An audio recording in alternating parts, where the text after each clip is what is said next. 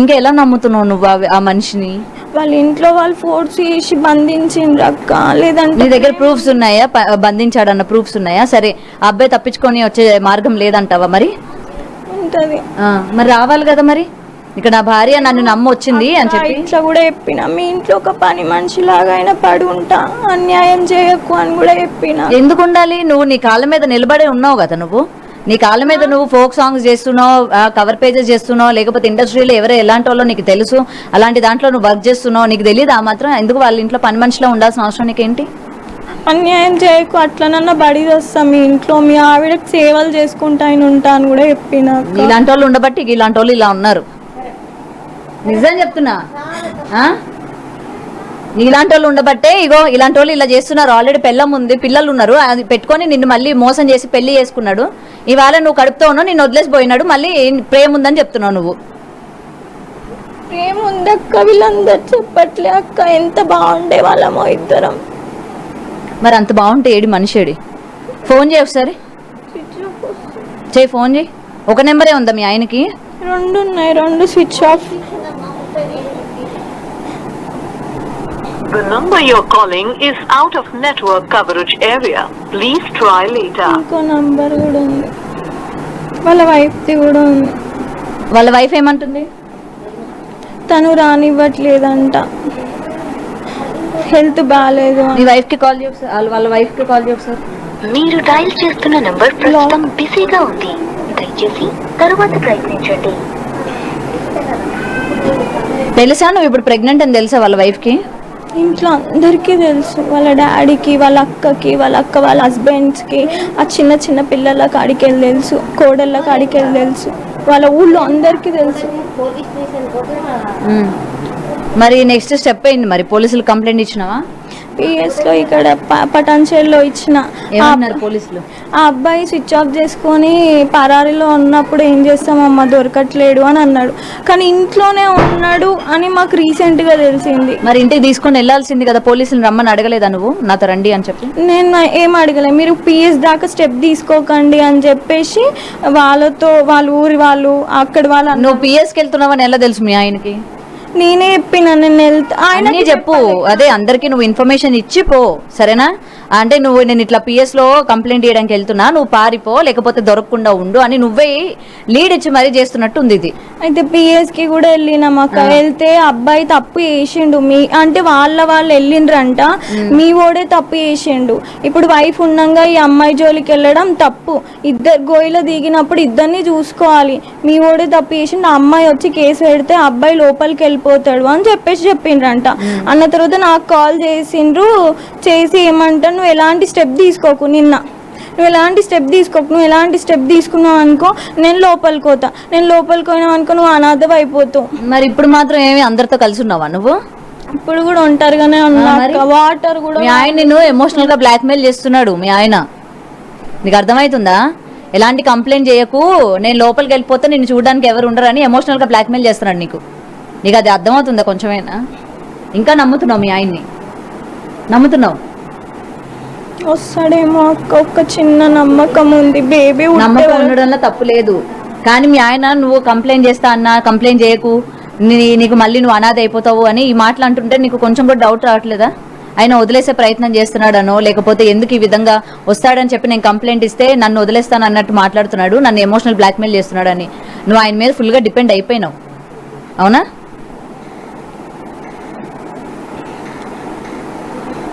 ఏదో ఒకటి చేసి కనీసం ఈ బేబీ డెలివరీ అయిందాక నన్ను రమ్మనండి అక్క, నాకేం అర్థం కావట్లేదు. కనీసం ఇంట్లో తినడానికి ఫుడ్ కూడా లేదు. అమ్మ ఏం చేసి ఏం తీసుకొచ్చి పెడుతుంది మాకు? మీ అమ్మ ఉందిగా, రూమ్ రెంట్ కట్టమాను, మీ అమ్మ ఉందిగా, వాటర్ తెమ్మని కిందికి వెళ్ళి వాటర్ ఎట్లా తీసుకొస్తుంది మా అమ్మ? డెలివరీ టైంకి వస్తే సైన్ పెడతా, ఆ సైన్ కూడా బెటర్ అక్క, పెట్టినా కూడా అక్కడిక్కడ తారుమారు చేసేస్తా. నీకు అవసరం ఇలాంటి భర్త? నార్మల్గా అడుగుతున్నాను నేను. బేబీకి తండ్రి కావాలి కదా అక్క, కనీసం బేబీ రెస్పాన్సిబిలిటీస్ అన్న తీసుకోమను. ఇవాళ నీ రెస్పాన్సిబిలిటీ తీసుకోలేనోడు రేపు నీ పుట్టే పిల్లడి యొక్క రెస్పాన్సిబిలిటీ తీసుకుంటాడని అనుకుంటున్నావు.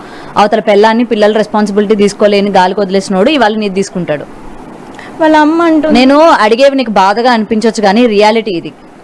వాళ్ళ అమ్మ అంటుంది ఎవరు పుట్టినా మేము స్వీకరిస్తాము అని చెప్పేసి అన్నారు. తర్వాత నాకు ఇంకో వాళ్ళు ఏం చెప్పినారంటే పుట్టి నేను మీకే ఇచ్చేసి వెళ్ళిపోతా అని చెప్పేసి, మీకే ఇస్తా చూసుకోండి, నేను అక్కర్లేదు అంటున్నారు కదా, నేనైనా వెళ్ళిపోతా, స్కిప్ అయిపోతా, బేబీనన్నా చూసుకోండి అంటే ఆ బేబీనంట వేరే వాళ్ళకి అమ్మేసుకుంటారంట.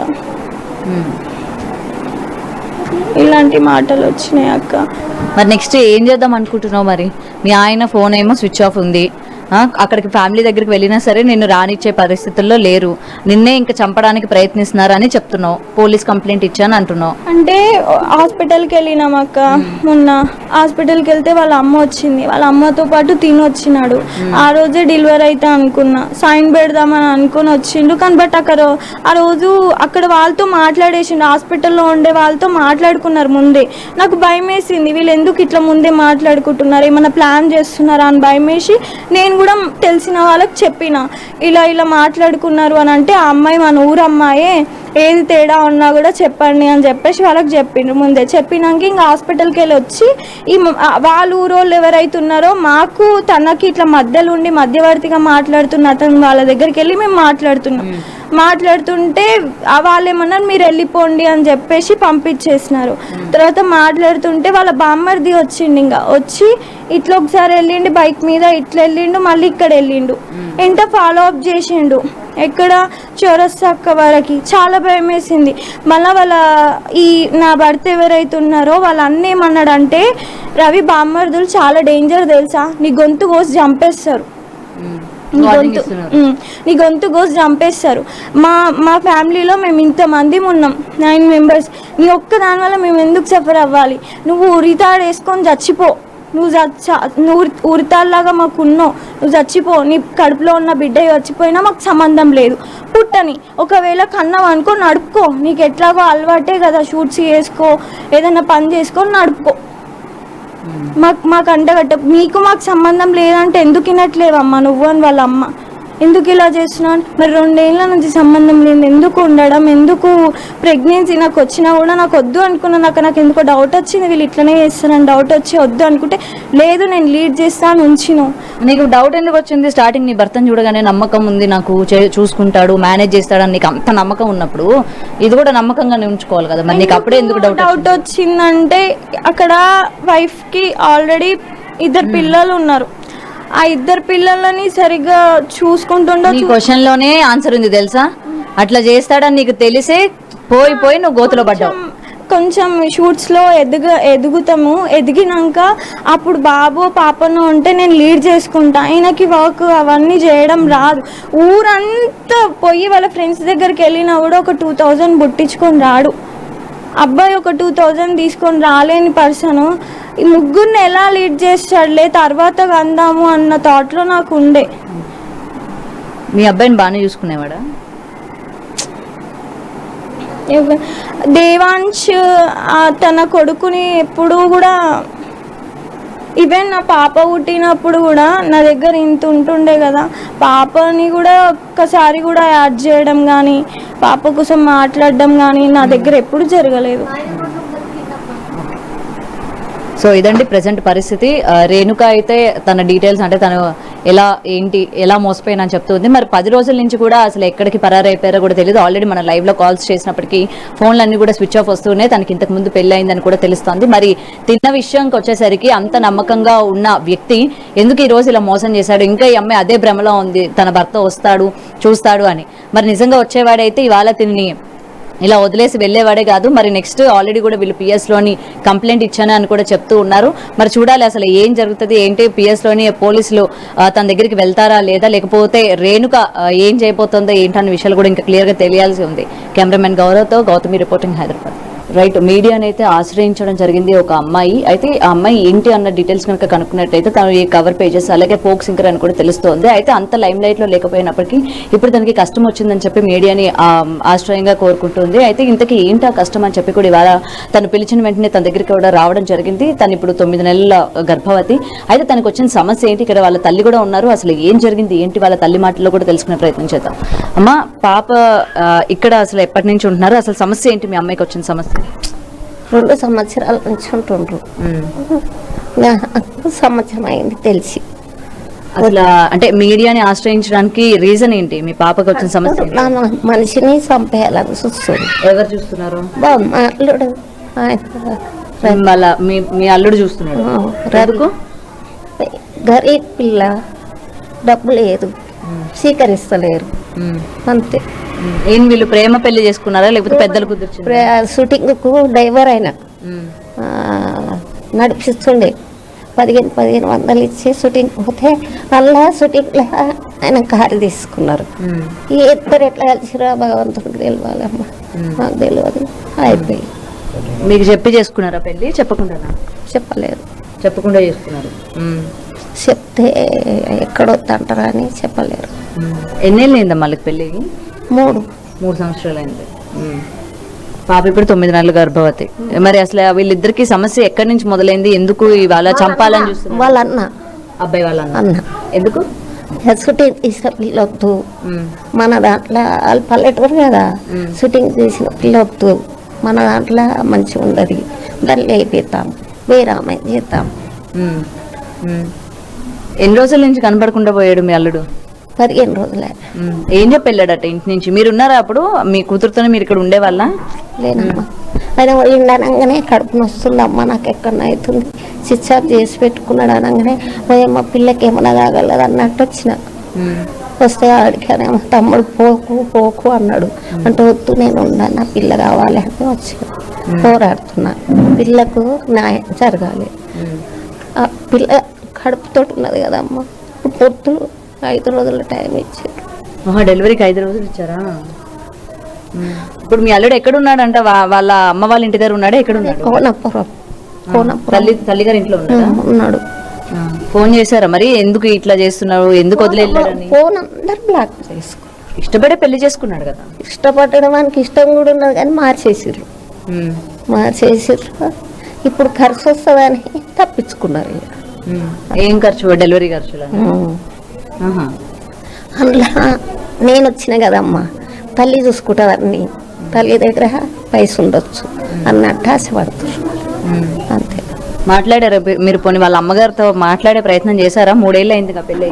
నేను చూడలేను, వాళ్ళని అస్సలే చూడలేను. ఇప్పటి వరకు మీరు చూడలేదా? చూడలేను. హాస్పిటల్ కాడికి వచ్చింది, ఇట్లా చూసిన గీవెన వీళ్ళ అమ్మ అన్న దూరం ఉండే చూపెట్టింది. హాస్పిటల్ గోళీలు ఇచ్చి గవర్నమెంట్లో కదా, ఆ డాక్టర్కి ఏం చెప్తున్నారంటే డెలివరీ అయినాక తారుమారు చేద్దాం, డాక్టర్ కూడా వాళ్ళ చేతులు అన్నాడు. తారుమారు చేస్తే ఊరుకుంటారు అనుకుంటున్నారా డిపార్ట్మెంట్? సంతకం పెట్టినాక బర్త్డే అది సర్టిఫికెట్ వస్తుంది కదా, అది తారుమారు చేసి తప్పు ఎక్కిస్తాం పిల్ల మీద అని చూస్తారు. ఎక్కడికక్కడ మేనేజ్ చేద్దామని పిల్లని వదిలించుకోవడానికి. అదొకటి ఉన్నదమ్మ, వదిలించుకోవాలని నిండా మాటలలో తెలుసుకున్నా. అంటే ఏంటి, డబ్బులు కావాలా వాళ్ళకి? పైసా ఎంత కావాలంటున్నా? వాళ్ళు చెప్తే అది ఎంత అంత కాదు, పైసలు ఏందా అని వద్దు అంటే తర్వాత మాట్లాడదాం పైసా కోసం, ఇప్పుడు డెలివరీ కానీ అట్లా డబ్బులు చూస్తున్నాడమ్మా. మస్తు పెట్టింది మనకి, షూటింగ్ తీసి 50,000 ఫోను 30,000 ఫోనేమో అట్లా ఇప్పించే వాళ్ళ ఇంట్లో మొత్తం ఖర్చు అన్ని మీకు మీ అమ్మాయి చూసుకునేది? చూసుకున్నాను. ఇక్కడ చుట్టుపక్కల వాళ్ళు కూడా చెప్తూ ఉన్నారు, ఎప్పుడు కూడా చాలా సంతోషంగా ఉండేవాళ్ళు, వాళ్ళిద్దరు ఏమైందో తెలియట్లేదు ఇట్లా సడన్ గా వెళ్ళిపోవడం అని చెప్పి. నేను కూడా 3 ఏళ్ళ నుంచి మర్చిపోయినా, ఈమెను మంచిగా చూసుకుంటాను పోనీ అక్కడ అన్న. ఇంకా నేను వచ్చి పెట్టిన వాడు కలెక్షన్ మార్చేసిండు, తల్లి మీద వదిలేసిండు అంతే, నా మీద వదిలేసిండు. ఇప్పుడు అమ్మాయిని చంపడం వరకు వచ్చిందంటే అంత పెద్ద గొడవలు ఏమున్నాయి? సరే ఏమున్నా సరే చంపాల్సిన అవసరం ఏముంటుంది? పైసా లేదు, డబ్బు లేదని. ప్రేమించినప్పుడు తెలియదు డబ్బు లేదని. షూటింగ్ తీసింది కదా అందంగా కొట్టింది అప్పుడు, ఇప్పుడు గలీజ్ కొడుతుంది వాని కంటికి. మొన్ననే అన్నాడంట, ఏ నువ్వు ఇక్కడికి ఎందుకు వచ్చినావు, ఆఫీస్ కాడికి పోయింది అర్జెంట్ ఉండి, పోతే ఇక్కడికి రాకు, నాకు పెళ్లి కాలేదు అనుకుంటున్నారు అందరూ. అటు మారిండు. మరి మీరు ఇప్పుడు మీ ఒక్కలే వచ్చి అమ్మాయి తరపున నించున్నారు, మీ కుటుంబ సభ్యులు కానీ ఎవరో ఒకరు ఉంటేనే కదా గట్టిగా మాట్లాడి చేసుకున్నది. వస్తారు వచ్చేటోళ్ళు వస్తారు, ఆడికి, కానీ ఇష్టం లేని చేసుకున్నది కష్టపడుతుంది, వాళ్ళు రారు. సో సో ఇదండి తల్లి చెప్తుంది. అయితే రేణుక తను ఇష్టం లేకుండా, అంటే కుటుంబ సభ్యులకి ఇష్టం లేకుండా ఈ షూటింగ్కి వెళ్తున్న టైంలోని అబ్బాయిని ప్రేమించడం కావచ్చు, సో ఫ్యామిలీ మెంబర్స్ కూడా చెప్పకుండా పెళ్లి చేసుకుంది. అండ్ తనకి తండ్రి కూడా లేరు, తల్లి ఒక్కరే. సో ఇలా పెళ్లి చేసుకోవడం వల్ల ఫ్యామిలీ మెంబర్స్ అందరికీ కూడా ఆమె దూరంగా ఉంటుంది. ఇక్కడికి వచ్చి 2 ఏళ్ళు అవుతుంది. ఇద్దరు కూడా చాలా హ్యాపీగా ఉంటూ ఉండేవారు అని అయితే చుట్టుపక్కల వాళ్ళు కూడా చెప్తున్నారు. మరి రేణుకతో మాట్లాడితే అసలు కుటుంబానికి తెలియని కలహాలు వీళ్ళిద్దరి మధ్య ఏమున్నాయి, దేనికి ఏమైనా ఘర్షణ ఏమైనా పడ్డారా, లేకపోతే అసలు ఎక్కడ చెడితే అనే విషయాలు రేణుక మాటల్లోనే తెలుసుకుందాం.